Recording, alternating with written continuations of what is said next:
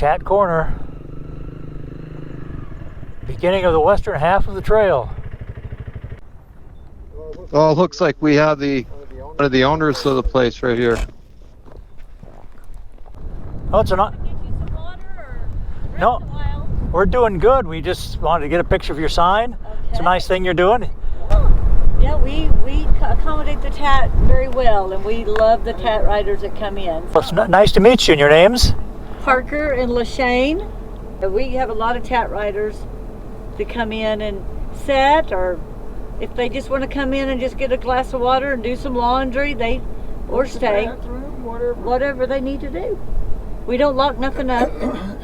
Fantastic. Yeah. Oh, what a great service. Come on in and look around a little bit, and then you'll be ready to go. Okay, all right.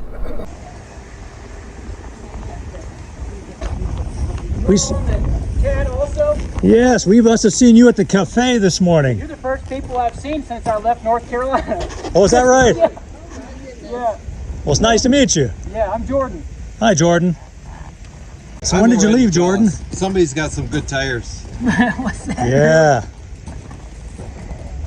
When did you replace yours? You I just put them on. Well, I put them on 10 days ago, but it was only about 60 miles that way. Oh, you've been here a while. I got stuck in Keys.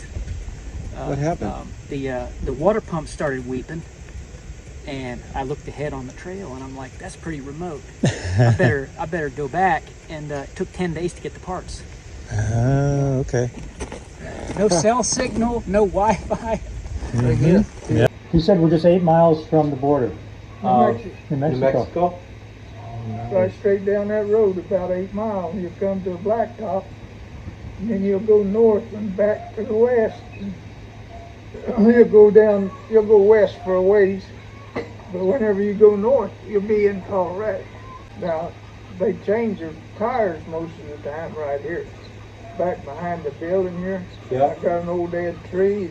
They wanted to cut it down. I said, just leave that tree alone. It'll be fine. Now it's full of tires. Oh, here it is. Okay. Oh, yeah. Jack, it's starting to look like your tire right here. I could You could trade out. I could trade out.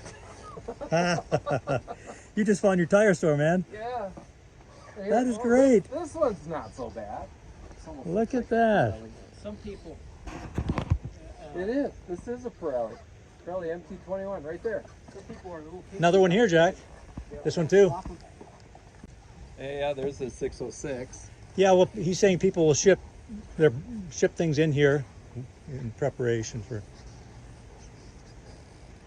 Yeah. I don't know. I think this one looks better than what's on my bike right now. Maybe I'll switch it out. It does. No, I'm good. I think I'll make Trinidad. So how long have you lived in the area? He's been here for 68 years, his whole life, and actually was raised right over here and passed away. So how did this come to be? This was, my dad built this back in the late 60s Okay. for broomcorn harvest. Guys would come from Mexico and every place else, and they'd help us pull broomcorn. You had to pull it by hand. That was the only way you could get it. What is broomcorn? Well, you'll see some brooms and you see some little switch brooms that they sweep cars out with. Yeah. And it's made out of straw. That's broomcorn. Made big square bales, about 950 pounds square right. bales. And they tell me that they put that broomcorn in the holes of the ship because it would float. But there hasn't been no ships by here for me to check. No. I don't know if it's true or not. Yeah. Yeah. Saw you go by, and we was coming out of the driveway then. She said, that looks like a couple of motorcycles. I said, yep. Looks to me like it's a couple of motorcycles. And I didn't know whether you guys would pull in here or go on by. Most generally this time of the day, the guys on motorcycles just go right on by. Yeah. But that's all right. Well, we're all collecting stories, and so we thought there might be one here. Oh, well. Do you know any stories? So yeah, we're very rustic and but authentic, and so after how long? 50 years of being setting, our daughter comes home and says, I think we could do something with this place. At the time it was for hunters. And then it just got to be Airbnbs, and then we found out about the TAT riders. And so and within a year we had it up and going, and it's been open ever since. It's been open, and such a blessing to meet everybody from all over. So, because nobody thought that out here in the middle of the Oklahoma Panhandle we could do anything like this. Yeah. And so it's been great for us, as much as for everybody else, I hope. But boy, it's been a great adventure for us. When people stop here, they're more so about, on Sam's map. Kevin's, we've been trying to get a hold of Kevin, to try to get people, but people that are on Kevin's map don't know about us very well.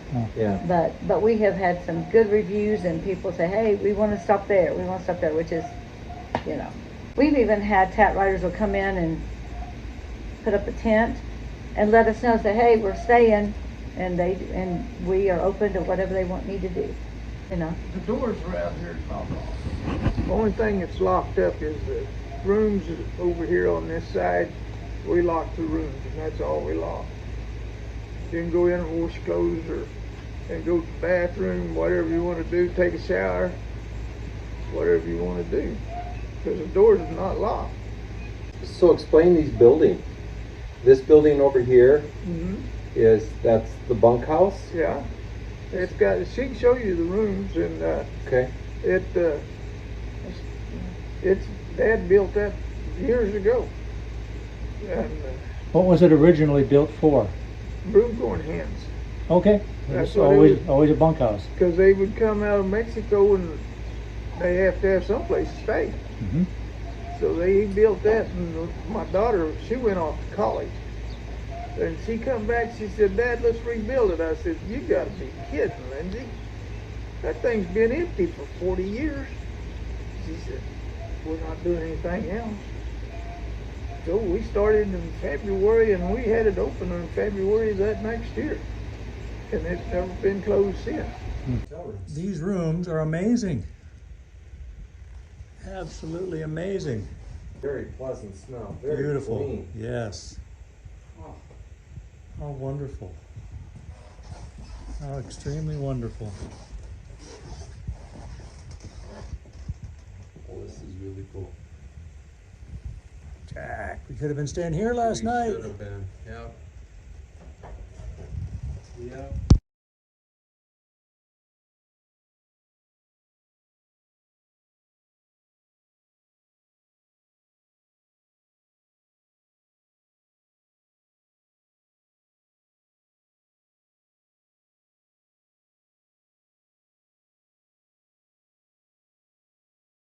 A lot of people come from the eastern part of Oklahoma because they've never seen this part. And then we have the Black Mesa, which is the tallest point of Oklahoma. And so a lot of people from Oklahoma will just come out here and stay, and they always say that the stars are the most fabulous because it's very clear. You can, no lights, no nothing, and can see the stars, which is very beautiful. And then they bring their telescopes out and set them up out there and look at the stars. Yeah, no light pollution here. No. And if there is, we just unplug them. Well, I love your place. Parker, you said is your name, right? Parker, well, I love your spot. It's very kind what you're doing. Well, we try to keep it going. As we're riding through the countryside, we're coming across these pumps that are going, with big old engines on them. Yeah, What are they pumping?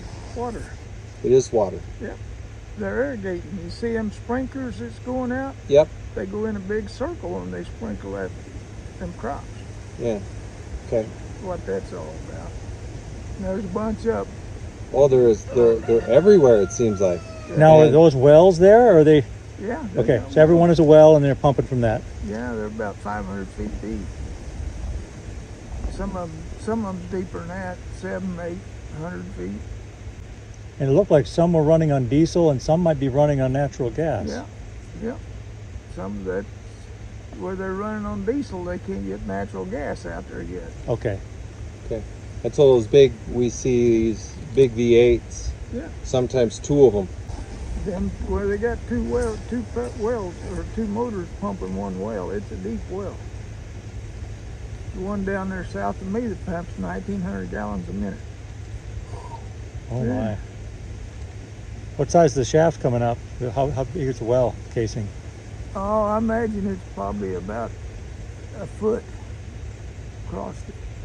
That's a ton of That's water. a big well. That's a ton of water. Yeah. Oh.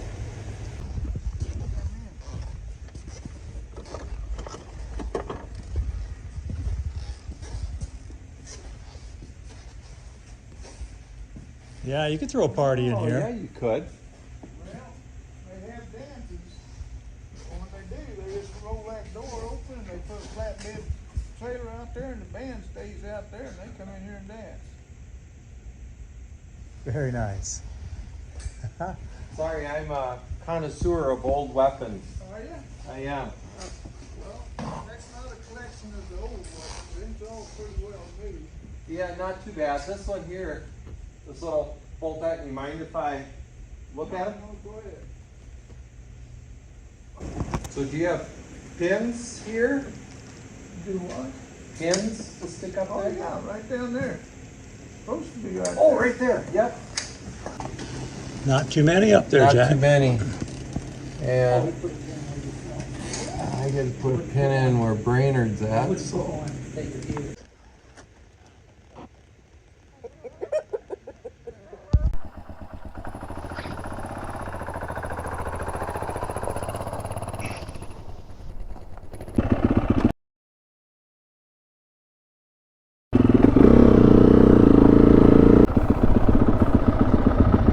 Is that his? That's his. Okay, we'll go catch him.